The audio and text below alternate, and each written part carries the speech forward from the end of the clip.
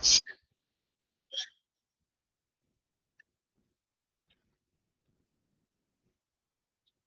good morning. Good morning, ma'am. Good morning, ma'am.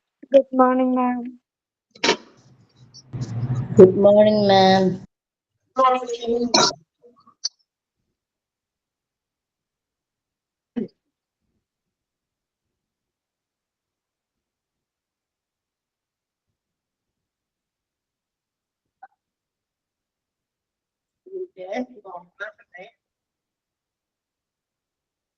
പഠിച്ചൊക്കെ കഴിഞ്ഞ എക്സാമിന് വേണ്ടി റെഡി ആയോ? ഇല്ല. ഇല്ലെന്ന് പറയണേ. ഇനി സമയമുണ്ടല്ലോ. ഇനി സമയമുണ്ടല്ലോ. എന്നാ തുടങ്ങിയാ മതി. എന്നാ തുടങ്ങി.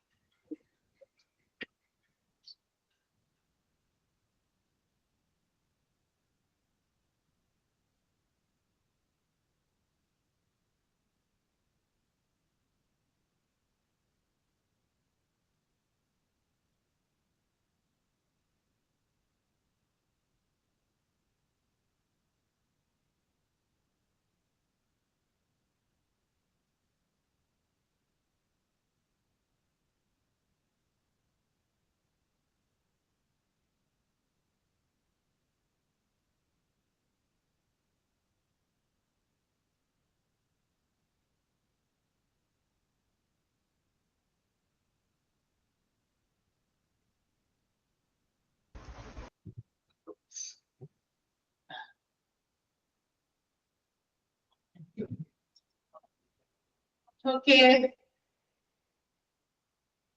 പഠിച്ചു തുടങ്ങി അല്ലേ? പഠിച്ചു തുടങ്ങിയില്ലേ എല്ലാരും? മതി, തുടങ്ങിയില്ലെന്ന് പറയരുത്. പഠിച്ച് കഴിഞ്ഞോന്ന് ചോദിച്ചത് ഒരു കുറച്ച് ഇതായിട്ട് ചോദിച്ചത് മാത്രമേ. പിന്നെ നമുക്ക് നമ്മുടെ മെഡിക്കൽ ഇൻഷുറൻസിന്റെ ലാസ്റ്റ് പേജില് കുറച്ച് റെസ്പോൺസിബിലിറ്റീസ് ഓഫ് ഇൻഷുറൻസ് എക്സിക്യൂട്ടീവ് അല്ലെ, അത് എടുക്കാനുണ്ടല്ലോ. ആണോ? അതല്ലേ എടുക്കാനുള്ള? ബാക്കിയൊക്കെ തീർന്നില്ലേ? അതെ മാം. അത് പറഞ്ഞ വെറുതെ വിട്ടതാ. ഒരു ദിവസം ഞങ്ങളുടെ അടുത്ത് ഇങ്ങനെ ഇനി അടുത്ത ക്ലാസ്സിന് വേണ്ടി വരാനൊരു സാധ്യതയ്ക്ക് വേണ്ടിട്ടതാ. അവിടെ കിടന്നാലല്ലേ നോക്കി കയറാൻ പറ്റുള്ളൂ. ഇനിയിപ്പോ ഏതാണ് തീരാത്തത്? മറ്റേ മിലു മിസ്സിൻ്റെത് ബേസിക്സ് ഓഫ് കമ്പ്യൂട്ടർ തീരാറായോ? കുറച്ചുണ്ട്. കുറച്ചുണ്ട്. അപ്പൊ അതുകൊണ്ട് എന്റെ നാളത്തെ ക്ലാസ് ടീച്ചർ ചോദിച്ചിട്ടുണ്ട്. ടീച്ചർ നാളെ കേൾക്കുന്നുണ്ട്. ഓക്കെ, അപ്പൊ പറയാൻ തീരുമല്ലോ. യെസ്, സോ നമുക്ക് ഈ തീർക്കാനുള്ള ഭാഗം നമുക്ക് തീർക്കാൻ പറ്റും. ബാക്കി എന്താണെന്ന് വെച്ചാൽ തീരുമാനിക്കാം. ഇൻഷുറൻസ് എക്സിക്യൂട്ടീവ് അല്ലെങ്കിൽ ഇൻഷുറൻസ് മാനേജറിന്റെ റെസ്പോൺസിബിലിറ്റീസ് ആണ്. ഒരു ഹോസ്പിറ്റലിലെ ഇൻഷുറൻസുമായിട്ട് ബന്ധപ്പെട്ട അതിന്റെ കാര്യങ്ങളൊക്കെ ചെയ്യുന്ന മാനേജ് ചെയ്യുന്ന ആളാണ് ഇൻഷുറൻസ് എക്സിക്യൂട്ടീവ് അല്ലെങ്കിൽ insurance manager. So what all things they have to do? എന്താണ് അവർ ചെയ്യുന്നത്? First of all, responsible for supervising the insurance operations and designing, implementing and training hospital staff on insurance protocols. ഇൻഷുറൻസിന്റേതായിട്ടുള്ള official കാര്യങ്ങളൊക്കെ ഉണ്ടല്ലോ. ഒരാള് ഏതെങ്കിലും insurance എടുത്തിരിക്കുന്ന medical insurance എടുത്തിരിക്കുന്ന ആളുകള് ഹോസ്പിറ്റലൈസ്ഡ് ആകുമ്പോൾ അവര് അവരുടെ ക്ലെയിമിന് വേണ്ടിയിട്ട് ചെയ്യും അല്ലെ, ക്ലെയിമിംഗ് പ്രൊസീജിയേഴ്സ് ചെയ്യും. അതാണ് നമ്മൾ കഴിഞ്ഞ ക്ലാസ്സിൽ കണ്ടു. അതിന്റെ സ്റ്റെപ്സ് ഒക്കെ എങ്ങനെയാണെന്നുള്ളത് കൃത്യമായിട്ട് അവരത് കാണിച്ചു. കൂടാതെ മെറ്റേണിറ്റി അലയൻസ് എങ്ങനെയാണ് ഒരു ക്ലെയിമിംഗ് പ്രൊസീജിയർ അപ്രൂവൽ കൊടുക്കുന്നതും റിജക്ട് ചെയ്യുന്നതും അല്ലെങ്കിൽ ക്യൂരിക്ക് വേണ്ടി പോകുന്നതും അതിന്റെ ഒരു ഡയഗ്രമാറ്റിക് ആയിട്ടുള്ള റെപ്രസെന്റേഷൻ നമ്മൾ കഴിഞ്ഞ ക്ലാസ്സിൽ കണ്ടത്. അപ്പൊ ഇൻഷുറൻസിന്റെ പ്രോട്ടോകോൾസ് പ്രകാരം അവരുടെ പ്രോട്ടോകോളൊക്കെ കൃത്യമായിട്ട് പാലിക്കുന്നുണ്ട്. അതിനു വേണ്ടിയിട്ട് അവിടുത്തെ ഹോസ്പിറ്റൽസിന്റെ സ്റ്റാഫിനെ എന്നുവെച്ചാൽ ഹോസ്പിറ്റലില് ഇൻഷുറൻസുമായിട്ട് ബന്ധപ്പെട്ട കാര്യങ്ങൾ ഡീൽ ചെയ്യുന്ന സ്റ്റാഫ്സ് അവരുടെ കാര്യങ്ങൾ അവരെ ആവശ്യം വേണ്ട രീതിയിൽ അവർക്ക് പല കാര്യങ്ങൾക്കും ട്രെയിനിങ് ഒക്കെ കൊടുക്കേണ്ടി വരും ഇൻഷുറൻസുമായിട്ട് ബന്ധപ്പെട്ട്. കാരണം ഒന്നാമത്തെ കാര്യം, ഈ ഹോസ്പിറ്റലിൽ വരുന്ന അഡ്മിറ്റഡ് ആകുന്ന പേഷ്യൻസ് ഒരു എന്താ പറയാ, നമുക്ക് നമ്മുടെ മൈൻഡൊക്കെ ആകെ ഒരു ഇതിലായിരിക്കും. കാരണം രോഗത്തിൻ്റെതായിട്ടുള്ള പല എന്താ പറയാ ബാഡ് ഇഫക്റ്റുകളും അവർ പുറത്തേക്ക് വരും. ഒരു ബാഡ് ഇമോഷൻസ് ആയിരിക്കും തീർച്ചയായിട്ടും ഉണ്ടാവുക. നല്ല സന്തോഷത്തോടെയോ അല്ലെങ്കിൽ നല്ല രീതിയിലോ ഒക്കെ ഡീൽ ചെയ്യാനായിട്ട് പറ്റില്ല അത്ര പേഷ്യൻസിന്. അപ്പൊ തീർച്ചയായിട്ടും അത്തരം ഒരു മെന്റൽ സ്ട്രെസ് ഒക്കെ ആയിട്ട് വരുന്ന ആളുകൾക്ക് എത്രയും പെട്ടെന്ന് ഇൻഷുറൻസിന്റേതായ കാര്യങ്ങളൊക്കെ ക്ലിയർ ചെയ്ത് കൊടുക്കുക എന്നുള്ളതാണ്. എന്നാൽ അവർക്ക് കൃത്യമായിട്ടുള്ള ട്രീറ്റ്മെന്റുകളും ഹോസ്പിറ്റൽസിൽ തുടങ്ങാനും നമ്മൾ കണ്ടതാണ് ആ ചാർട്ടില് അല്ലെ. അപ്രൂവൽ കിട്ടുമ്പോഴാണ് hospitals admit the patient as a insurance ആയിട്ടുള്ള ക്യാഷ്ലെസ് ട്രീറ്റ്മെന്റ് കൊടുക്കാൻ ഇൻഷുറൻസ് പേഷ്യന്റ് ആയിട്ട് കൺസിഡർ ചെയ്യുന്നത് എപ്പോഴാണ് ആ ഇൻഷുറൻസ് കമ്പനിക്കാർ എന്ത് ചെയ്യണം, അതിന് അപ്രൂവൽ കൊടുക്കണം. മനസ്സിലായി? അപ്രൂവൽ കൊടുത്താൽ മാത്രമേ പറ്റുള്ളൂ. അപ്പൊ അതിന് വേണ്ടിയിട്ടുള്ള കാര്യങ്ങൾ നടപടികളൊക്കെ കൃത്യമാക്കാൻ വേണ്ടിയിട്ട് സ്റ്റാഫ്സിന് വേണ്ട ട്രെയിനിങ് പ്രൊവൈഡ് ചെയ്യണം. ഇൻഷുറൻസിന്റേതായ പ്രവർത്തനങ്ങൾ ഡിസൈൻ ചെയ്യുക, അത് ഇംപ്ലിമെന്റ് ചെയ്യുക എന്നുള്ളതൊക്കെ ഏറ്റവും ആദ്യം ചെയ്യേണ്ട അവരുടെ റെസ്പോൺസിബിലിറ്റിയാണ്.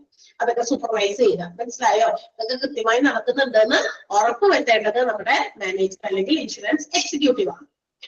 ക്ലിയർ ആയോ? ഒന്നാമത്തെ പോയിന്റ് വായിച്ച് തന്നെ പറയാം. ഇത് നിങ്ങൾ ഇങ്ങനെ കാണാതെ പഠിക്കൊന്നും വേണ്ട, ചില പോയിന്റ്സ് മാത്രം ഒന്ന് ഓർത്തിരിക്കുക. പറയാം ഏതാണെന്ന്.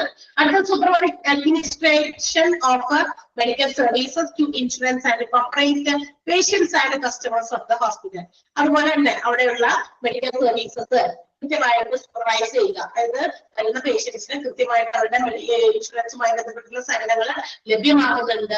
അതിനു വേണ്ടിയിട്ട് ഇൻഷുറൻസ് കമ്പനി അതുപോലെ തന്നെ പേഷ്യൻസ് ഇവരുമായിട്ടൊക്കെ നല്ല രീതിയിലുള്ള ഡീലിങ്സ് കോപ്പറേഷൻ കൊണ്ടുവരും. ഹോസ്പിറ്റൽസിന്റെ ഈ ഇൻഷുറൻസ് കസ്റ്റമേഴ്സിനെയും അതുപോലെ തന്നെ ഇൻഷുറൻസ് കമ്പനിയൊക്കെ നല്ല രീതിയിൽ ഡീൽ ചെയ്യുക. കാരണം പല കാര്യങ്ങളും ഹോസ്പിറ്റൽസിനോട് ചോദിച്ചിട്ടായിരിക്കും പേഷ്യൻസിനെ കുറിച്ച് പല കാര്യങ്ങളും ഇൻഫോർമേഷൻസ് ചോദിച്ചിട്ടായിരിക്കും അവരുടെ ഇൻഷുറൻസിന്റെ ബാക്കി പ്രൊസീഡിങ്സ് നടക്കുക.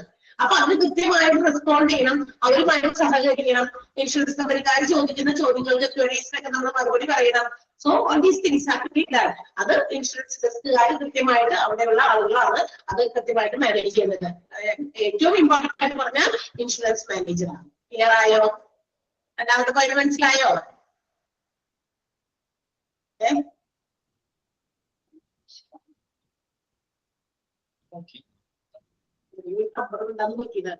Processing of patient insurance claim. ഇനി ഇൻഷുറൻസ് ക്ലെയിമുകളുടെ പ്രോസസിംഗ് നടത്തുക. ക്ലെയിം വെക്കും. ക്ലെയിം എന്ന് പറയുന്നത് എന്താണ്? ക്ലെയിം എന്ന് പറയുന്നത് it's the patient or person's request for the payment from the insurance company.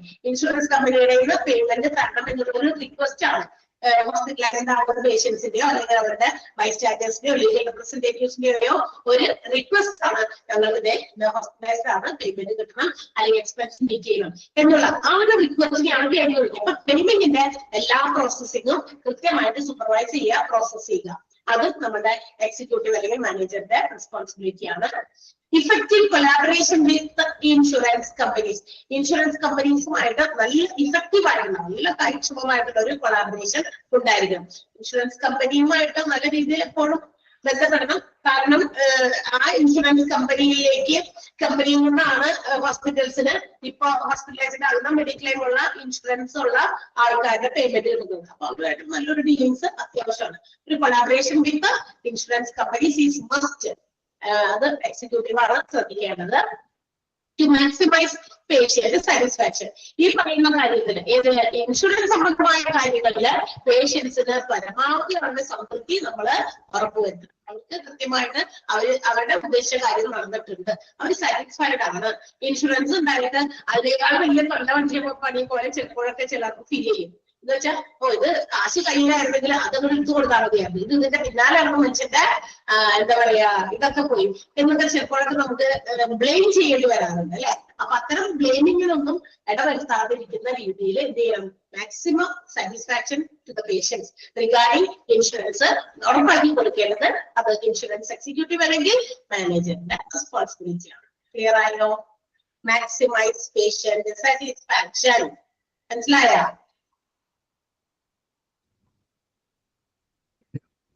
മനസ്സിലായോ എന്ന് പറയുമ്പോൾ ചോദിക്കുമ്പോൾ ഒരു കമ്പിടാനായിട്ടില്ല ആരും ഇല്ലേ? കുറച്ചു പേരുള്ള ആകെ. ഓക്കെ. അടുത്തത് to enhance the image of the hospital. ഇങ്ങനെ കൃത്യമായിട്ട് ആ ഇൻഷുറൻസ് ക്ലെയിമിംഗ് പ്രൊസീജിയേഴ്സ് ഒക്കെ കൃത്യമായി നടത്തുന്നു, പേഷ്യന്റിന്റെ സാറ്റിസ്ഫാക്ഷൻ ഉറപ്പുവരുത്തുന്നു. റിഗാർഡിംഗ് ഇൻഷുറൻസ് ഉള്ള പേഷ്യൻസ് ആണെങ്കിൽ അവരുടെ ഇൻഷുറൻസിന്റെ തുകയൊക്കെ അല്ലെങ്കിൽ എക്സ്പെൻസ് ഒക്കെ മീറ്റ് ചെയ്യുന്ന വളരെ സ്മൂത്ത് ആയിട്ട് കാര്യങ്ങൾ നടക്കുകയാണെങ്കിൽ it will increase the image of the hospital. അതിലൂടെ എന്താ വർദ്ധിക്കുക? ആ ഹോസ്പിറ്റലിന്റെ ഇമേജ് ആണ് വർദ്ധിക്കുന്നത്. കാരണം വേണ്ട ഹോസ്പിറ്റലിൽ ചെന്നാല് അവിടെ നമ്മളുടെ ഇൻഷുറൻസ് ഒക്കെ ഉണ്ടെങ്കിൽ വളരെ പെട്ടെന്ന് തന്നെ അതിന്റെ കാര്യങ്ങളൊക്കെ അവര് പ്രൊസീഡിങ്സ് ഒക്കെ ചെയ്ത് തരും. പ്രോസസിംഗ് ഒക്കെ സ്മൂത്ത് ആണ്, ട്രാൻസ്പെറന്റ് ആണ്, നമുക്കൊരു ബുദ്ധിമുട്ടും വരുന്നില്ല.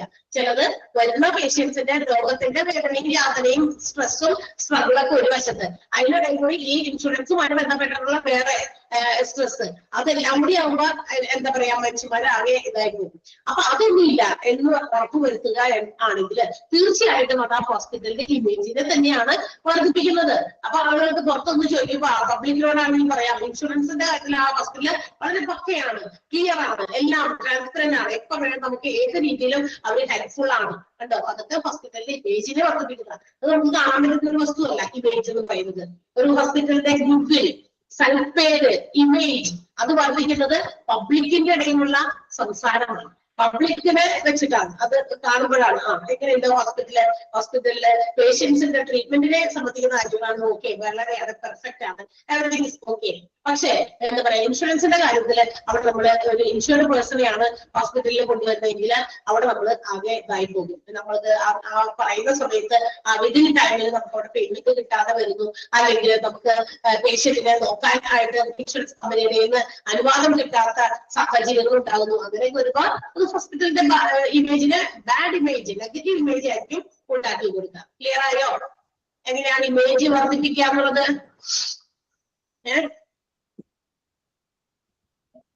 മനസ്സിലായോ?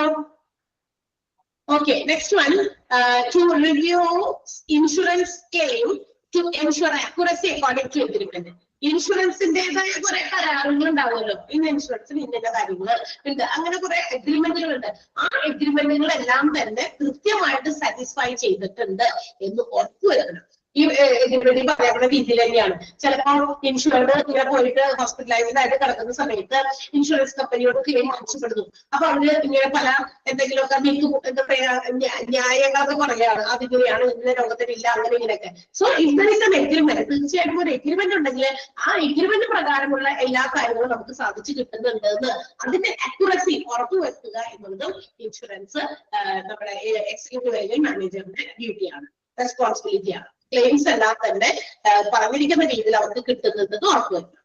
Report critical issues to management. ഇൻഷുറൻസുമായിട്ട് ബന്ധപ്പെട്ട് എന്തെങ്കിലും ഗൗരവമായിട്ടുള്ള ഇഷ്യൂസ് ഒക്കെ ഉണ്ടെങ്കിൽ അത് തീർച്ചയായിട്ടും ഹോസ്പിറ്റലിന്റെ മാനേജ്മെന്റിനെ അറിയിക്കേണ്ടതും ഇയാളുടെ ഉത്തരവാദിത്തമാണ്. മനസ്സിലായോ? ഇപ്പൊ ഇൻഷുറൻസുമായിട്ട് ഒരുപാട് പേഷ്യൻസിന് ഒരുപാട് പ്രശ്നങ്ങളുണ്ട്, അവര് നോട്ട് സാറ്റിസ്ഫൈഡ്, അവര് വലിയ തൃപ്തരല്ല ഇൻഷുറൻസിന്റെ കാര്യത്തില്. അപ്പൊ അത് അങ്ങനെ കുറെ തർക്കങ്ങളോ അല്ലെങ്കിൽ ബുദ്ധിമുട്ടുകളോ ഇഷ്യൂസ് ഒക്കെ ഉണ്ടെങ്കിൽ എത്രയും പെട്ടെന്ന് അത് നമ്മുടെ കയ്യിൽ ഒതുങ്ങുന്നില്ല. ഒന്നോ രണ്ടൊക്കെ ആണെങ്കിൽ ഓക്കെ, പക്ഷെ ഒരുപാട് അങ്ങനത്തെയുള്ള കാര്യങ്ങളൊക്കെ വരികയാണെങ്കിൽ should be reported to the management. തീർച്ചയായിട്ടും മാനേജ്മെന്റിലേക്ക് അറിയിക്കുക. അപ്പൊ എന്തെങ്കിലും കുഴപ്പം മാനേജ്മെന്റ് എന്താ പറയാ ഇൻഷുറൻസിന്റെ ഭാഗത്തുനിന്നായിരിക്കും. അപ്പൊ അങ്ങനെയാണെങ്കിൽ അതിന്റെ കാര്യങ്ങളൊക്കെ നമുക്ക് ഇല്ലാതാക്കാൻ വേണ്ടി ആ മാനേജ്മെന്റിനെ അറിയിക്കുന്നതായിരിക്കും ഉചിതം. To submit monthly reports. ഓരോ മാസത്തിലെ റിപ്പോർട്ടുകൾ നമ്മൾ സമർപ്പിക്കുക. നമ്മുടെ ഇൻഷുറൻസ് എക്സിക്യൂട്ടീവ് ഇൻഷുറൻസിന്റെ കാര്യങ്ങളൊക്കെ വെച്ചുകൊണ്ട് പേഷ്യൻസിന് അവര് ഓക്കെ ആണോ, സാറ്റിസ്ഫൈഡ് ആണോ, അല്ലെങ്കിൽ അവിടെ എന്തെങ്കിലും പ്രശ്നങ്ങളുണ്ടോ, അങ്ങനെയുള്ള കാര്യങ്ങളൊക്കെ ഒരു മാസത്തെ വെച്ചിട്ട് റിപ്പോർട്ടായിട്ട് സബ്മിറ്റ് ചെയ്യാം ഹോസ്പിറ്റലിന്. മനസ്സിലായോ? ഹോസ്പിറ്റൽ മാനേജ്മെന്റിന് മന്ത്ലി റിപ്പോർട്ടുകൾ ആരാണ് സബ്മിറ്റ് ചെയ്യേണ്ടത്? ഇൻഷുറൻസുമായി ബന്ധപ്പെട്ടത് ഇൻഷുറൻസ് എക്സിക്യൂട്ടീവ് അല്ലെങ്കിൽ മാനേജറാണ്. ക്ലിയർ ആയോ? To submit monthly reports. മനസ്സിലായോ? ഇൻഷുറൻസ് സംബന്ധമായിട്ടുള്ള കാര്യങ്ങളുടെ റിപ്പോർട്ടാണ് കേട്ടോ. അപ്പൊ എന്തെങ്കിലും മാറ്റങ്ങൾ വരുത്താനൊക്കെ എന്തെങ്കിലും മാനേജ്മെന്റിന് മാറ്റങ്ങൾ വരുത്താൻ പറ്റും. കാരണം എക്സാമിനിങ് ദ റിപ്പോർട്ട്സ്, ഈ റിപ്പോർട്ട്സ് ഒക്കെ പരിശോധിച്ച് കഴിഞ്ഞാൽ എന്തെങ്കിലും മാറ്റങ്ങൾ ഇൻഷുറൻസിന്റെ കാര്യങ്ങളിൽ നമുക്ക് മാറ്റം വരുത്താനോ എന്തെങ്കിലുമൊക്കെ തീരുമാനങ്ങൾ എടുക്കാൻ പറ്റും. അപ്പൊ റിപ്പോർട്ട്സിന്റെ ബേസിസിലായിരിക്കും റിപ്പോർട്ട്സ് മന്ത്ലി സമർപ്പിക്കുക. To attend and organize insurance presentation internally or externally. ഇൻഷുറൻസുമായിട്ട് ബന്ധപ്പെട്ടുള്ള കാര്യങ്ങളൊക്കെ വരികയാണെങ്കിൽ നമ്മുടെ ഹോസ്പിറ്റൽസിനകത്തോ അല്ലെങ്കിൽ പുറത്തൊക്കെ വെച്ചിട്ട് എന്തെങ്കിലും കാര്യങ്ങൾ ഇൻഷുറൻസ് സംബന്ധമായിട്ടുള്ള കാര്യങ്ങൾക്ക് ഔദ്യോഗികമായിട്ട് ഒഫീഷ്യലായിട്ട് അറ്റൻഡ് ചെയ്യേണ്ടതും അത്തരം ചടങ്ങുകളിലൊക്കെ പോകേണ്ടതൊക്കെ നമ്മുടെ ഇൻഷുറൻസ് എക്സിക്യൂട്ടീവ് അല്ലെങ്കിൽ ഇൻഷുറൻസ് മാനേജറാണ്. നമ്മുടെ ഹോസ്പിറ്റൽസിനകത്ത് വെച്ചോ അല്ലെങ്കിൽ പുറത്തെന്തെങ്കിലും വെച്ചോ ഇൻഷുറൻസിന്റേതായ കാര്യങ്ങളൊക്കെ സംസാരിക്കാനോ ഡിസ്കസ് ചെയ്യാനോ മറ്റൊക്കെ ഉള്ള പ്രോഗ്രാമുകൾ ഉണ്ടെങ്കിൽ അത് be attended by insurance manager or insurance executive. Then to conduct departmental meetings weekly.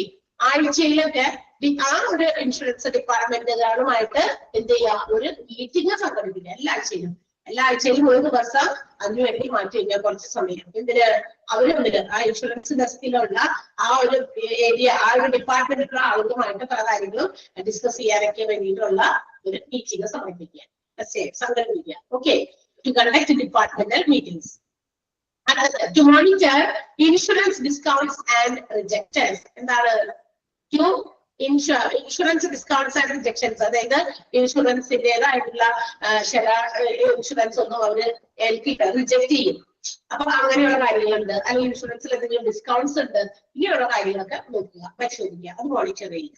Okay, ഇൻഷുറൻസിന്റെ ഡിസ്കൗണ്ട്സും റിജക്ഷൻസും monitor ചെയ്യുക.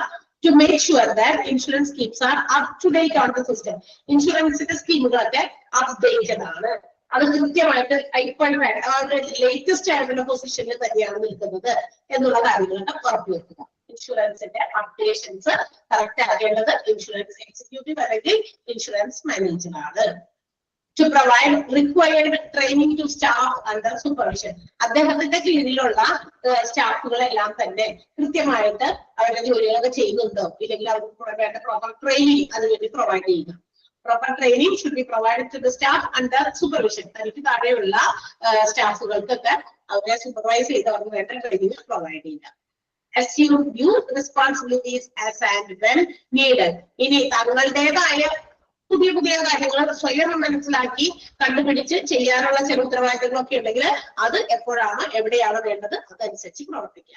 എന്ന് വെച്ചാൽ എനിക്ക് ഇന്ന കാര്യങ്ങൾ ഇതൊക്കെ നോക്കാനുണ്ട്, അല്ലെങ്കിൽ എനിക്ക് സ്വമേധയാ ചിന്തിക്കുകയാണ് ഇന്ന കോട്ടയങ്ങൾ ഇൻഷുറൻസിലുണ്ട്, അത് എപ്പോഴാണോ ഏതൊക്കെ സമയത്താണോ എവിടേക്കാണോ തന്റെ ഒരു സാന്നിധ്യം ആവശ്യമുള്ളത് അത് ആവശ്യത്തിന് ഉപയോഗിക്കുക, അത് നടപ്പിലാക്കുക. ഉത്തരവാദിത്തങ്ങൾ അറിഞ്ഞു കണ്ടു ചെയ്യാൻ വെച്ചോ, അതാണ് അവസാനത്തെ പോയിന്റ്. മനസ്സിലായോ?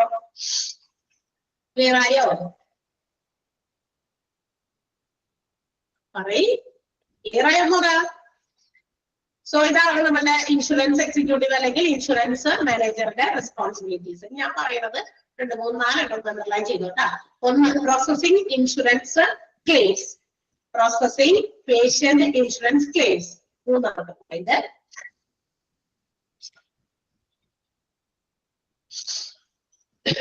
അടുത്തത് ടു മാക്സിമൈസ് പേഷ്യന്റ് സാറ്റിസ്ഫാക്ഷൻ. എളുപ്പം പഠിക്കാൻ പറ്റുന്ന പോയിന്റ്സ് ആണ് അണ്ടർലൈൻ ചെയ്തത്.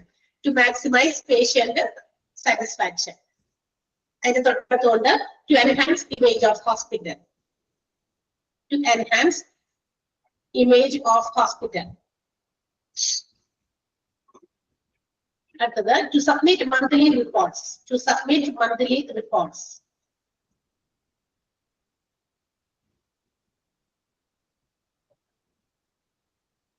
അടുത്തത് last to provide required training to staff under supervision. 5 point കേട്ടോ. To provide required training to staff under supervision.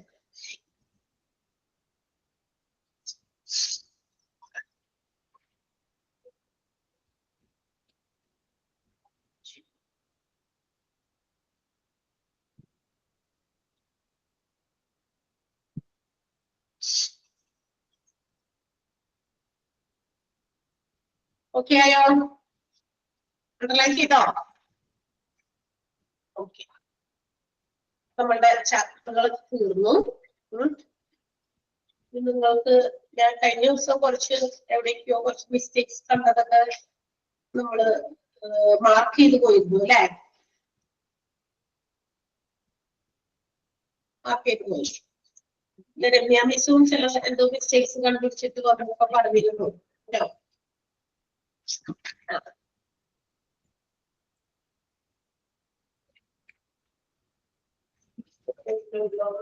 നിങ്ങളെന്തെങ്കിലും കണ്ടുപിടിച്ചിട്ടുണ്ടോ?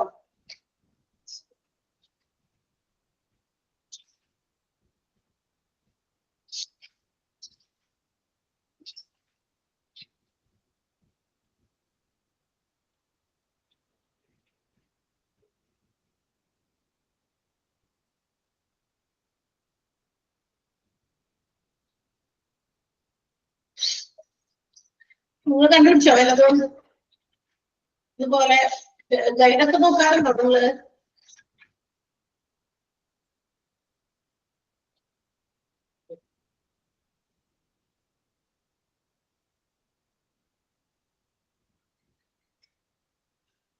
Pharmacy എന്ന് പറയുന്ന ചാപ്റ്റർ ഒന്ന് എടുക്കോ. ഫാർമസി ഗൈഡില് കേട്ടിട്ട്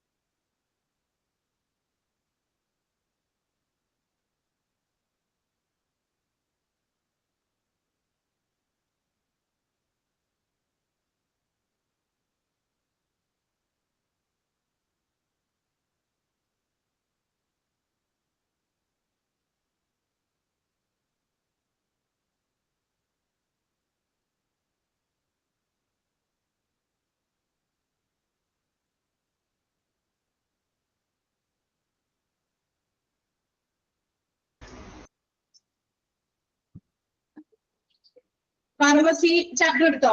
ഫാർമസി എടുത്തില്ലേ? അതിലില്ലേ 262 നമ്പറില്ലേ? 262 262 ആ നമ്പറിലില്ലേ dash stored in a secure place എന്ന് പറഞ്ഞൊരു ക്വസ്റ്റ്യൻ വന്നിട്ട് റേഡിയോ ആക്റ്റീവ് ഐസോടോപ്സ് കൊടുത്തിട്ടുണ്ടോ? അല്ല, അതിലില്ലേ dash stored in a secure place in pharmacy നോക്കി അറിയണം. നമ്മുടെ ആ ചാപ്റ്ററിന്റെ ഹെഡിങ്ങിൽ കിടക്കുന്നത് കൊണ്ടാണ് ഇൻ ഫാർമസി അവിടെ എടുത്തു പറയാതിരുന്നത്. പക്ഷെ നമ്മൾ ക്വസ്റ്റ്യൻ പേപ്പറിലൊക്കെ വരുമ്പോ അങ്ങനെ ഒരു ക്വസ്റ്റ്യൻ കണ്ടു കഴിഞ്ഞാൽ എന്താണ് ഉദ്ദേശിക്കണെന്നും ഒരു ഡൗട്ട് വരെ. അതുകൊണ്ടാണ് കേട്ടോ അവിടെ ഇൻ ഫാർമസി എന്നൊന്നും കൂടി ചേർത്തേക്ക്. ഇൻ ഫാർമസി ആ ചാപ്റ്റർ വെച്ച് നോക്കുകയാണെങ്കിൽ അത് തെറ്റൊന്നുമല്ല. 262 262 question number 262 dash stored in a secure place in pharmacy എന്ന് അതിന്റെ അകത്ത് ചേർക്കണം എന്ന്. ഓക്കെ ആണോ?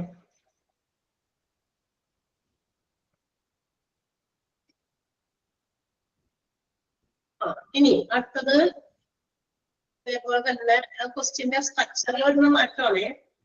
How much pharmacist needed in a hospital. Question number 263 263 അതില് how much pharmacist needed in a hospital with up to 500 beds എന്ന് ചോദിച്ചിട്ടുണ്ട്. രണ്ടും കൂടി ചേർത്ത് ഒരു സുഖമില്ല, വായിച്ചപ്പോൾ നമുക്ക് തോന്നിയിട്ടുണ്ടാവുമല്ലോ അല്ലെ. വിത്ത് 500 ബെഡ്സ് എന്ന് മതി, അല്ലെങ്കിൽ അപ് ടു 500 ബെഡ്സ് ഏതെങ്കിലും മതി കേട്ടോ. ഏതെങ്കിലും ഒരു ഇത് മാറ്റിയേക്കോളുന്നത് എന്താ പറയാ, വിത്ത് മാറ്റിയാലും മതി, എന്റെ ഹോസ്പിറ്റൽ അപ് ടു 500 ബെഡ്സ് എന്നോ അല്ലെങ്കിൽ ഏതെങ്കിലും ഒന്ന് മതി കേട്ടോ. സ്ട്രൈക്ക് ചെയ്തേക്കുക കേട്ടോ, കെട്ടിയേക്കുക. ആൻഡ് നെക്സ്റ്റ് വൺ 267 267 ഈ ക്വസ്റ്റ്യന്റെ സ്ട്രക്ചറാ മാറി കിടക്കുന്നത്. Where do the funds primarily flow to the pharmacy? എന്ന് പറഞ്ഞാൽ ഒരു ക്വസ്റ്റ്യൻ അത് നിങ്ങൾ സുഖമായില്ല. ഇതൊന്ന് ചോദ്യത്തിന്റെ അർത്ഥം എന്താണോ ഉദ്ദേശിച്ച കാര്യം ആൻസർ വെച്ച് നോക്കുകയാണെങ്കിൽ ഉദ്ദേശിച്ച കാര്യം അതല്ല. അതുകൊണ്ട് അവിടെയും ആ ക്വസ്റ്റ്യൻ ചെയ്തു വരുത്ത പ്രൈമറി സോഴ്സ് ഓഫ് ഫണ്ട്സ് അങ്ങനെയാണേ. Where do the funds primarily എന്നുള്ളത് അത്രയും ഭാഗങ്ങൾ കിട്ടും. Where do the funds primarily എന്നുള്ള അത്രയും ഭാഗം where do തുടങ്ങിയ പ്രൈമറി വരെയുള്ള ഭാഗം സ്ട്രൈക്ക് ചെയ്തിട്ട് അതിന്റെ പൊക്കത്തിൽ ഇങ്ങനെ എഴുതുക primary source of fund flow to the pharmacy. Fund flow അവിടെ കിടക്കുന്നത് flow to the pharmacy is dash എന്ന് എഴുതാം. പ്രൈമറി സോഴ്സ് ഓഫ് ഫണ്ട് ഒരു ഫാർമസിയില് വരുന്ന വരുമാനമില്ലേ, ഇൻകം, അതിന്റെ പ്രാഥമിക സ്രോതസ് ഏതാണ്? ഏറ്റവും ആദ്യം നമുക്ക് ഒരു ഫാർമസിയിൽ കിട്ടുന്ന കാശിന്റെ ഏറ്റവും എന്താ പറയാ പ്രൈമറി ആയിട്ടുള്ള സ്രോതസ് ഏതാ? Charges got from the patient. പേഷ്യൻസിൽ നിന്ന് കിട്ടുന്ന കാശല്ലേ, അതല്ലേ primary source. Sources of fund പറഞ്ഞിട്ടുണ്ടല്ലോ ഫാർമസിയുടെ നിങ്ങള് അപ്പൊ വേണമെങ്കിൽ നിങ്ങൾ വായിച്ച ചെയ്യുന്ന പോലെ ആക്കിക്കോട്ടെ. നമ്മുടെ ഹോസ്പിറ്റൽ ഫാർമസിയിൽ ഫണ്ട് വരുന്ന പല സ്രോതസ്സുകളുണ്ട്. അതിൽ പ്രൈമറി സോഴ്സ് എന്ന് പറയുന്നത് which is the charge got from the patient. പേഷ്യൻസിൽ നിന്ന് കിട്ടുന്ന കാശാണ്. അതിന് കൂടാതെ പിന്നെ എന്തൊക്കെ ഉണ്ടല്ലോ, എന്താ പറയാ ഗിഫ്റ്റ് ആയിട്ട് കിട്ടുന്നതുണ്ട്, പിന്നെ ഒക്കെ പറഞ്ഞല്ലോ ഡൊണേഷൻസ് ഉണ്ട് ഇല്ലേ. അപ്പൊ അത് maximum contributions and donations gift ഒക്കെ പറഞ്ഞിട്ടുണ്ട്. പിന്നെ റിസർച്ച് ആയിട്ട് റിസർച്ചിൽ നിന്ന് കിട്ടുന്നത് അങ്ങനെയൊക്കെ ഉണ്ട്. അതിൽ പ്രൈമറി സോഴ്സ് എന്ന് പറയുന്നത് charge got from the patient. ഇത് കറക്റ്റ് ആൻസർ. ആൻസർ ശരിയാവും, പക്ഷെ ക്വസ്റ്റ്യന്റെ സ്ട്രക്ചർ മാറ്റും. അതുകൊണ്ടാണ് എന്നിട്ട് പറയുന്നതാണ് primary source of fund flow to the pharmacy is dash. അങ്ങനെയാണ് ക്വസ്റ്റ്യൻ വേണ്ടത്. ആ what are the funds primary എന്നുള്ള ഭാഗം വെട്ടിയിട്ട് അതിന്റെ മുകളിൽ അങ്ങനെ എഴുതാം. Primary source of fund to the pharmacy is dash. Clear? ഞാൻ വിളിച്ചിട്ടില്ല, ഞാനിപ്പോ വെറുതെ ജസ്റ്റ് ഒന്ന് നോക്കിയപ്പോ കണ്ടതാണ്.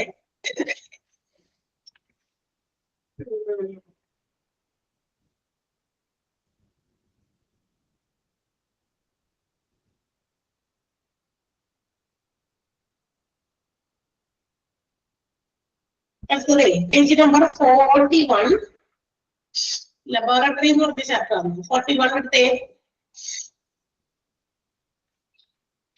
ലബോറട്ടറി സർവീസ് പേജ് നമ്പർ 41 എടുത്തോ. അതിൽ question number 340 340. 340 which of the following comes under in the labelling. അത് കറക്റ്റ് ചെയ്യുക.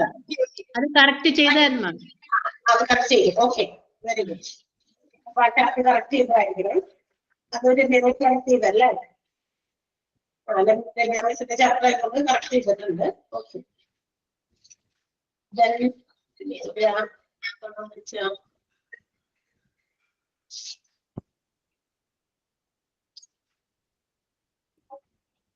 ഹൗസ് കീപ്പിംഗിൽ കറക്റ്റ് ചെയ്തിട്ടുണ്ടോ? കറക്ഷൻസ് നടത്തിയിട്ടുണ്ടോ? ഇല്ല. ഹൗസ് കീപ്പിംഗില് ഇല്ല. ഹൗസ് കീപ്പിംഗ് ചെറിയ കറക്ഷൻ വന്നിട്ടുള്ളൂ.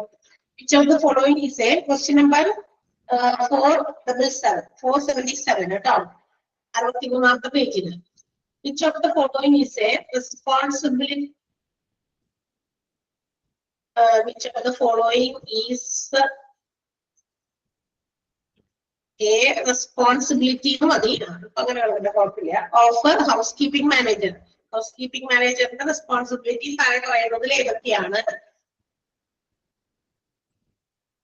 monitor all the daily operation. അത് ഹൗസ്കീപ്പിംഗിന്റെ ചോദിച്ചിട്ടുണ്ടല്ലോ അല്ലെ. മാം ഒന്നുകൂടെ അല്ലട പറയും. അത് തീർക്കണ്ട അതെ which of the following is the responsibility of housekeeping manager? And housekeeping manager ഉത്തരവാദിത്തങ്ങളിൽ പെട്ടത് എന്തൊക്കെയാണ് താഴെ പറയുന്നത്? All of the above answer തന്നെ correct തന്നെയാണ്. മോണിറ്റർ ഡെയിലി ഓപ്പറേഷൻസ് അവിടുത്തെ എല്ലാ പ്രവർത്തനവും അപ്പത്തേക്ക് പറയുന്നത് ഹൗസ്കീപ്പിങ്ങിന്റെ തന്നെയാണ്. പിന്നെ അതിന്റെ ഇടയിൽ ഹൗസ്കീപ്പിംഗ് എന്ന് പറഞ്ഞൊരു വേർഡ് ഇവിടെ അഡീഷണൽ ചേർക്കേണ്ട ആവശ്യമില്ല. തെറ്റില്ല, കുഴപ്പമില്ല, അതിലൊന്നും തെറ്റില്ല കേട്ടോ. വേറെ തെറ്റ് വന്നത് അതിലെ തന്നെ ക്വസ്റ്റ്യൻ നമ്പർ 480 450 480 ട്ടോ. Which of the following is included in the cleaning duties of patient bathroom? Clean and sanitize high touched areas, sanitize and sterilize. അവിടെ തെറ്റ് വന്നിട്ടുണ്ടോ നിങ്ങൾ കണ്ടുപിടിച്ചോ? Sanitize and sterilize.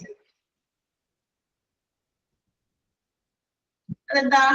ഡിസൈഡ് എന്നാണോ അല്ലെങ്കിൽ വേറെ എന്തെങ്കിലും ആണോ? നോക്കിയേ, ആലോചിച്ച് നോക്കിയേ. ആർക്കെങ്കിലും പറയാമോ? ആ തെറ്റ് നിങ്ങൾ കണ്ടുപിടിച്ചോ നോക്കട്ടെ.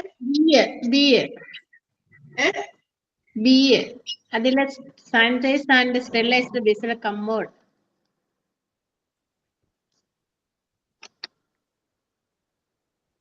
ആ ഡിസൈഡ് എന്നുള്ള വേർഡ് തെറ്റാണ്. ഐ തിങ്ക് ഡിസൈഡ് കമ്മോഡ് ആണോ? അതന്നെയാണോ ശരി? അല്ലെങ്കിൽ ബെഡ് സൈഡ് എന്നാണോ? അങ്ങനെ ബെഡ് സൈഡ് എന്നാണോ? നോക്കണോ? നമുക്ക് ചാപ്റ്ററിൽ പോയി ഡിസൈഡ് തന്നെയാണോ? ഒരു മിനിറ്റ്, അതേത് മൊഡ്യൂളാണ്? അത് മൊഡ്യൂൾ ഏതാ?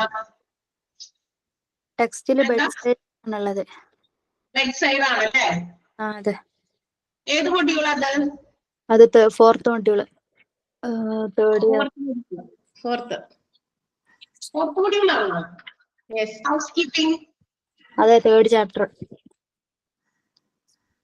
തേർഡ് മൊഡ്യൂളില് അല്ല, ഫോർത്ത് മൊഡ്യൂളില് third ചാപ്റ്ററോ?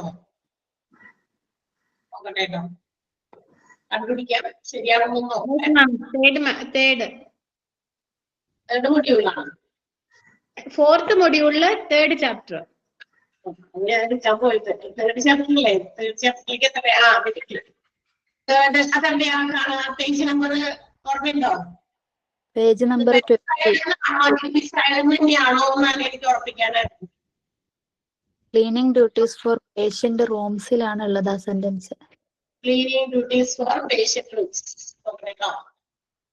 Cleaning duties for patient rooms. കണ്ടു. ബെഡ് സൈഡ് കൊമേഡ് എന്നാണ് കേട്ടോ. Sanitise and sterilise bedside commode എന്നാണ്. ബെഡ് സൈഡ് എന്ന് മാത്രം, ഈ സൈഡ് അവിടെ അങ്ങനെ കൺഫേം ചെയ്തിട്ട് തിരുത്താന്ന് വിചാരിച്ചിട്ടാ നിർത്തിയേക്ക്. Bed side എന്നാക്കാം.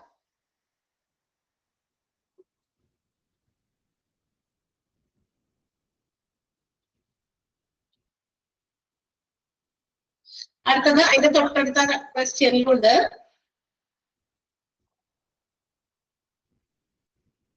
മറ്റേ 480 ക്വസ്റ്റ്യന്റെ ആൻസർ തന്നെ ഡി ആണ് കേട്ടോ. ഓപ്ഷൻ ഡി ആണ്. Clean and sanitise showers, tubs and sinks. അതാണല്ലോ ഉത്തരം അല്ലേ? ആൻസർ അതല്ലേ കിടക്കുന്നത്?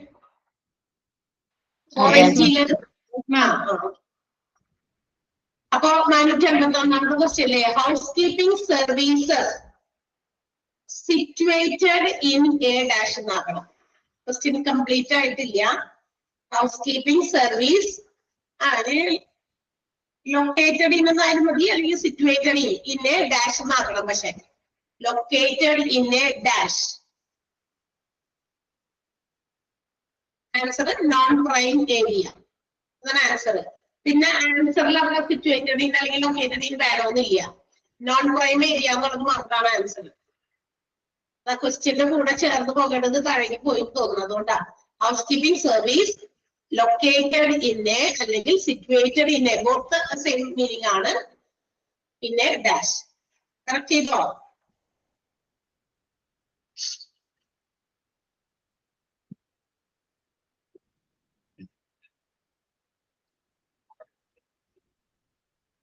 ചെയ്തല്ലോ?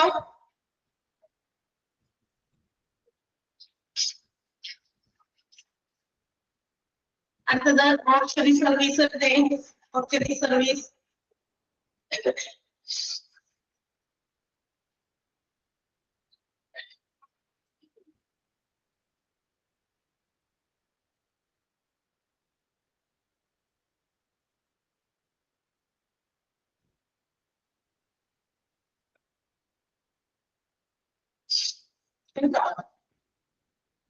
അതിലെ ക്വസ്റ്റ്യൻ നമ്പർ 491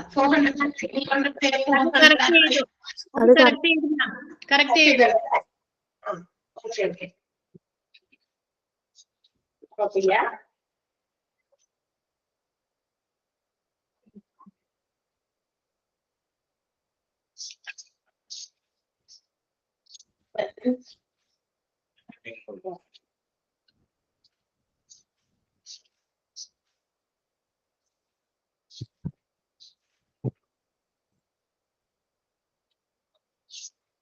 ഹ്യൂമൻ റിസോഴ്സ് മാനേജ്മെന്റിൽ ഞാൻ കഴിഞ്ഞ ദിവസം ഒരു സ്പെല്ലിംഗ് എന്തോ മാറ്റി തന്നിരുന്നു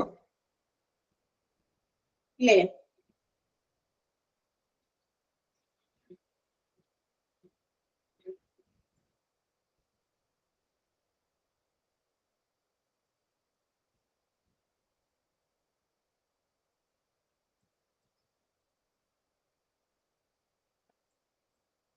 അടുത്ത എത്തിക്കൽ ആൻഡ് ലീഗൽ ഇഷ്യൂസ് എടുക്കാമോ?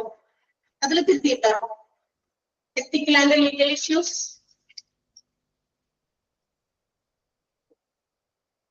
അതിൽ എന്തെങ്കിലും കറക്ഷൻസ് നടത്തിയിട്ടുണ്ടോ?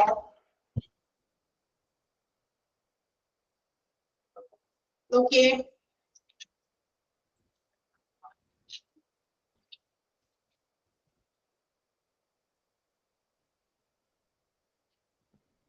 പേജ് നമ്പറോ 99 99.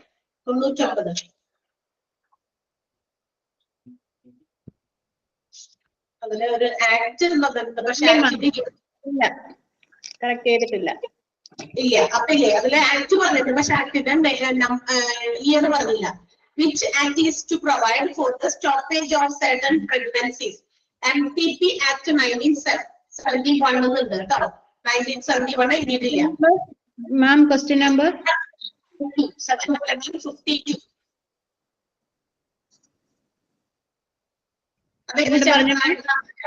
ഒന്നുകൂടെ പറഞ്ഞു മാം. 752 question number. Which act is to provide for the stoppage of certain pregnancies?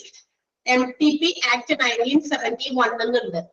Act ശരിയാണ് എഴുതിയത്, പക്ഷെ ആ ഇയർ കൂടി എഴുതണം. ഒരു ആക്ട് എഴുതുമ്പോൾ ആക്ട് മാത്രമായിട്ട് എഴുതാൻ പറ്റില്ല, ആക്ടിന്റെ ഇയർ എഴുതണം കേട്ടോ. Okay ma'am. ആക്ടിൽ തന്നെ ചിലപ്പോ ഇയർ മാറിയൊക്കെ വരും, അപ്പൊ അതുകൊണ്ട് വേറെ എന്തെങ്കിലുമൊക്കെ ചേർത്തില്ലേ നമുക്കത് അവിടെ വെരിഫിറ്റ് ചെയ്യും. മെഡിക്കൽ റെക്കോർഡ്സിൽ ഞാൻ മാറ്റി തന്നതാണ്. ഡിസാസ്റ്റർ മാനേജ്മെന്റിലും ഞാൻ തിരുത്തി തന്നതാണല്ലോ അല്ലെ? തിരുത്തിയില്ലേ? ചീഫ് എന്ന് പറയുന്ന ക്വസ്റ്റ്യൻ നമ്പർ 5. ഓക്കെ.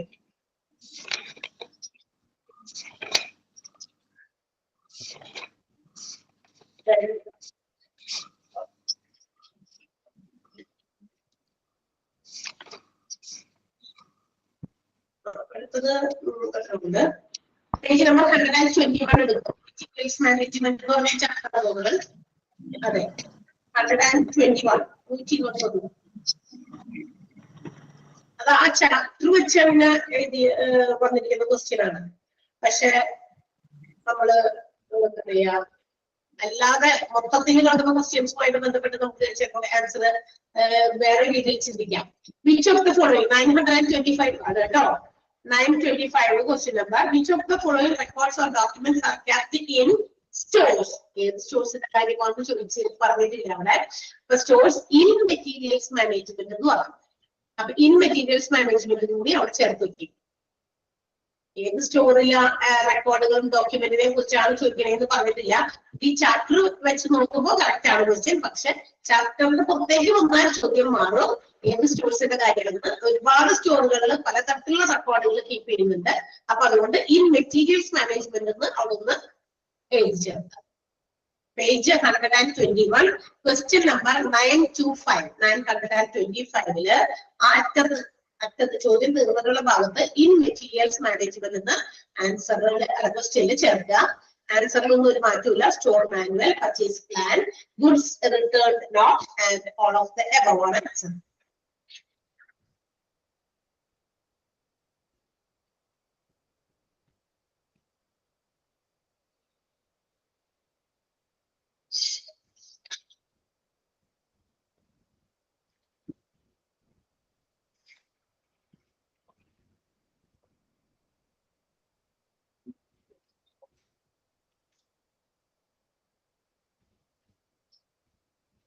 ഓഡിറ്റിൽ നമ്മൾ ഒരു തെറ്റ് തിരുത്തിയിരുന്നു. 959. അത് നമ്മൾ തിരുത്തിയില്ലേ? തിരുത്തി.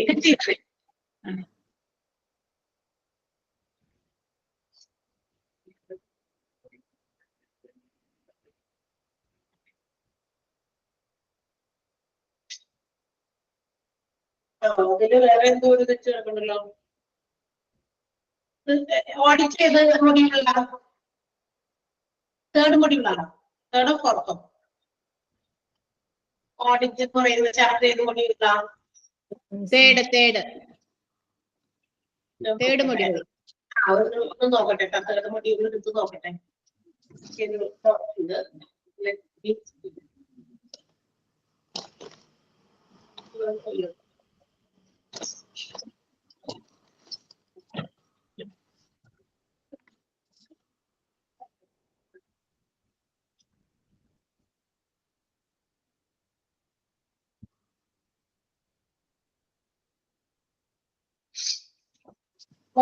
അതെ 963 ക്വസ്റ്റ്യൻ നമ്പർ ആണ്. Question number 963. Which are the steps in audit process? Audit processലെ steps ആണ് ചോദിച്ചത്.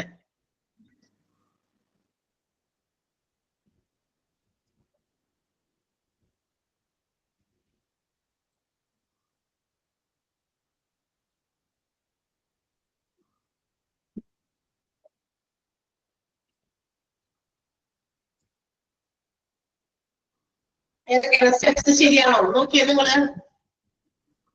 കിടക്കുന്ന സ്റ്റെപ്പ് ശരിയാണോ?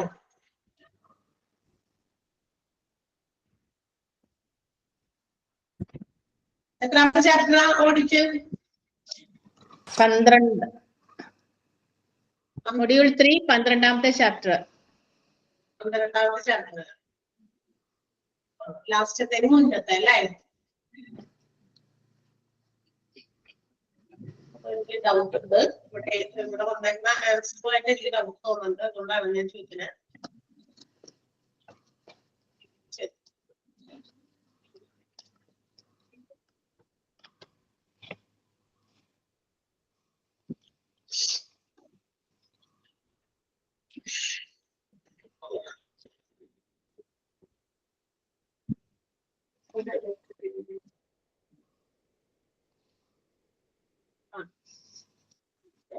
ഓഡിറ്റ് പ്രോസസ് എവിടെ കിടക്കുന്നുണ്ട്?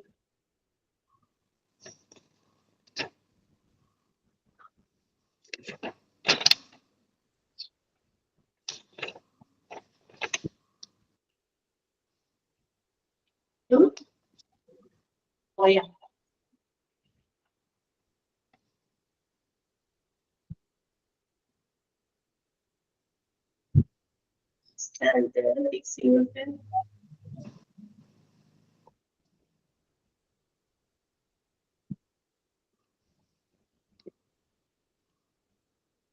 പേജ് നമ്പർ അറിയോ?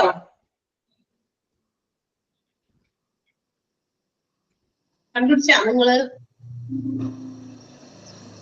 എന്തൊക്കെ നോക്കണ്ട? ചാപ്റ്റർ പേജ് നമ്പർ 114 ആണ്. പക്ഷെ പ്രോസസ് കാണുന്നില്ല മിസ്സേ. 140 114ാമത്തെ പേജ്. 114 ഇവിടെ എന്റെ നിങ്ങളുടെ കയ്യിലിരിക്കുന്നതില് ഈ പറയുന്ന സംഭവം എവിടെയാ കിടക്കണേ എന്നാണ് ഞാൻ ചോദിക്കുന്നത്. ഈ ഓഡിറ്റ് പ്രോസസ്സിന്റെ സ്റ്റെപ്സ് എന്ന് പറഞ്ഞിട്ട് കിടക്കുന്നുണ്ടോ? അങ്ങനെ ഒരു ടോപ്പിക് ഉണ്ടോ നിങ്ങളുടെ? അങ്ങനെ ഒന്നും കാണുന്നില്ല മിസ്സേ.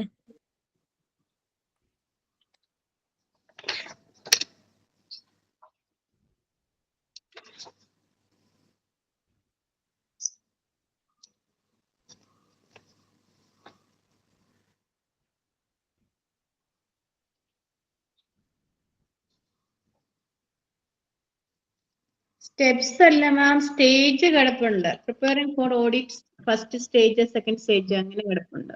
അതിനുണ്ട് പ്രിപ്പറേഷൻസ് ഉണ്ട്. പക്ഷെ ഇത് എവിടെയാ വരുന്നത്? Compare the actual with the standard, അതൊക്കെ വരുന്നത് ഇങ്ങനെ ഒരു ഓപ്ഷനോ ഇതൊന്നും കാണുന്നില്ല ടെക്സ്റ്റില്.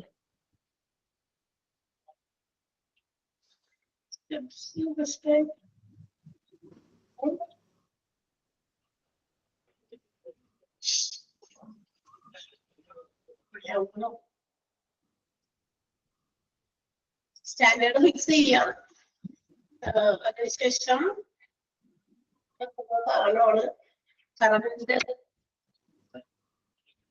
കാര്യങ്ങൾ കണ്ടെത്തുക, എന്നിട്ട് കറണ്ടും നമ്മുടെ സ്റ്റാൻഡേർഡ് തമ്മിൽ കമ്പയർ ചെയ്യുക എന്നൊക്കെയാണ് പറഞ്ഞേക്കുന്നത്. പക്ഷെ അങ്ങനെ സംഭവം നമ്മൾ ഇതിനകത്ത് കാണണില്ലല്ലോ.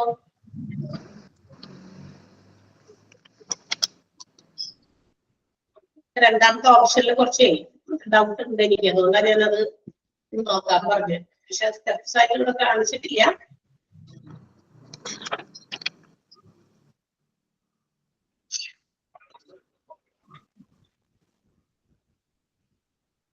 അങ്ങനെ നോക്കിയിട്ട് പറയാനോ നല്ലത്. ഞാൻ എവിടെയാണ് ഇങ്ങനെ എന്തെങ്കിലും ഉണ്ടോ നോക്കട്ടെ. കാര്യം ശരിയാണ്, പക്ഷെ രണ്ടാമത്തെ ഓപ്ഷൻ തെറ്റാണ്. ആക്ച്വൽ ഫിക്സിങ് എന്നൊക്കെ പറയുന്നത് ആക്ച്വൽ പെർഫോമൻസ് നമ്മള് ടെക്സ്റ്റിൽ കാണുന്നില്ല. ആക്ച്വൽ പെർഫോമൻസ് നമ്മൾ ഫിക്സ് ചെയ്യണം. എന്നിട്ട് അതിനൊരു സ്റ്റാൻഡേർഡ്, എന്താ പറയുക, സ്റ്റാൻഡേർഡ് ഒരു നിലവാരം നമ്മൾ വെക്കണം. എന്നിട്ട് നമ്മുടെ ആക്ച്വലും ഈ സ്റ്റാൻഡേർഡ് നമ്മൾ കമ്പയർ ചെയ്ത് നോക്കണം. ഇതൊക്കെയാണ് ഇതിന്റെ സ്റ്റെപ്സിൽ വരുന്നതാണ്. പക്ഷെ ഇവിടെ കാണുന്നില്ല അല്ലെ? അത് നോക്കാം. ഇത് പറയും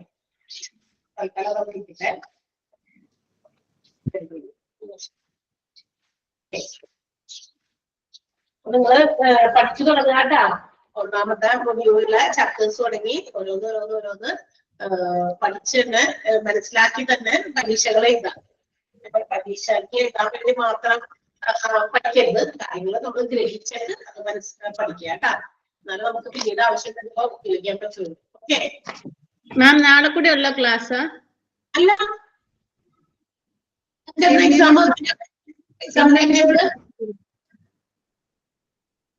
എക്സാം ടൈംടേബിൾ എന്താ പറഞ്ഞേക്കുന്നത്? 19th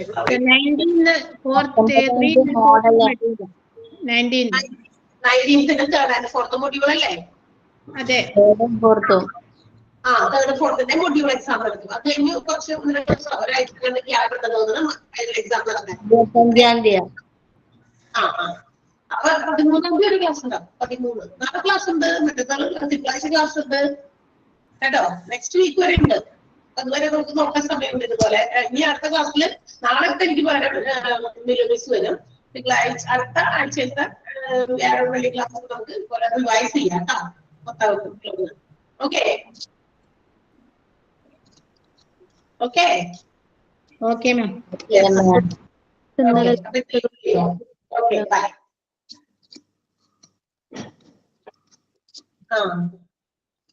അതിന്റെ ഒരു ക്ലാസ് തരുമെന്ന് പറഞ്ഞിട്ടുണ്ട്. അത് ഓഫീസിൽ ചോദിച്ചാൽ ചിലപ്പോ അതിന്റെ വ്യക്തമായ ഉത്തരം കിട്ടും കേട്ടാ. ഓഫീസിലൊന്ന് ചോദിച്ചു നോക്കണേ. ഇന്റർവ്യൂ ഗ്രൂമിലാണ് ഉദ്ദേശിച്ചത് അല്ലെ? ചോദിച്ചു നോക്കിയിട്ട് ഓഫീസിൽ ബന്ധപ്പെടണേ.